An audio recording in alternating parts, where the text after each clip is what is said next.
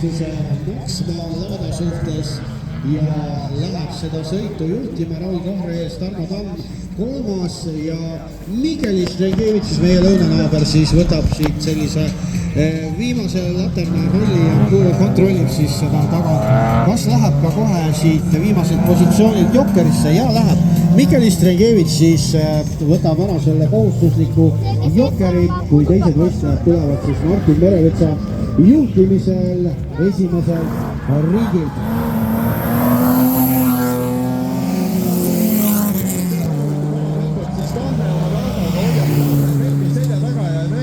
Seda asja, et sellel Kahre laadal nagu ka eelmisel 5. etapil pillil on korralikud minekut ehk mootor töötab nendel laadadel ikkagi suurepäraselt, nagu oli räägitud, et mootor on üks asi, mida laadadel veel tänapäeval jätkub ja tõesti, kui Merevits saab teha oma tempot, siis Tamm peab tegema midagi erilist, et Kahre laadast mööda saada ja ainuke loogiline valik oleks võtta Jokker ära, aga siin oli praegu täielik selline strateegia meisterklass Kahre poolt ehk tundus juba, et ta ei hakka Jokkerit võtma, viimasel hetkel läks Jokkerisse.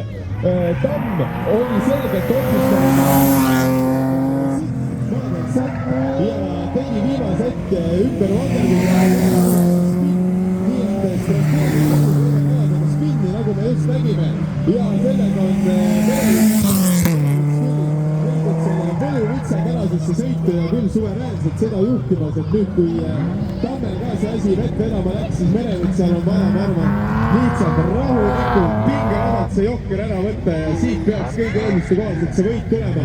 Kui pärast seda ringi on veel üks ring minna, samal ajal siin järgmisele klass juba Metsaveer ja Tõns võtavad endast line-upi ja siit tuleb samal ajal Merevits tegema oma viimast ringi. Kindel liider, kes on puhtalt strateegia mänguga Tamm lihtsalt selline huvitav strateegia et Tammelt muidugi kangelaslikult hea katse üritada seda viimasel hetkel ikkagi nüüd muuta. Täpselt oli nii, Tamm oli Jokkerit võtmas, Kahre viimasel hetkel läks ise Jokkerisse, Tamm otsustas, et kui Kahre läheb Jokkerisse, mina ei lähe Jokkerisse ja läks Jokkerist välja, aga see oli natukene juba liiga hiline ja siis kurvi sisenemine ei olnud enam optimaalne ja siit tuli siis ka spin. Aga kui meil on jäänud veel üks ring, siis Merevits ja siin küll ei tohiks selle mingi kokku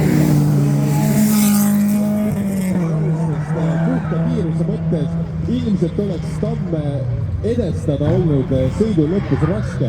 Nüüd tuleb aga kindlalt see teine koht samal ajal, kui Tamm peab lahingut meie lõunanaabriga ja siit kas tuleb mingi möödumise võimalus veel? Jah, tuleb ja Tamm nüüd peaks kõik eelduste kohaselt mööda saama ikkagi jäävad selle damage limitationi ära tegema, aga välikurvis tuleb see asi finaliseerida ja saab finaliseeritud. Kui samal ajal võtab siit korraliku ilusa kindla võiduna siin küll kogu sõitu niimoodi kenasti võtida ka ilusa külgkivisele, tuleb teisel kohal üle finiši ja on Kahre ikkagi võtab selle kolmanda koha pärast seda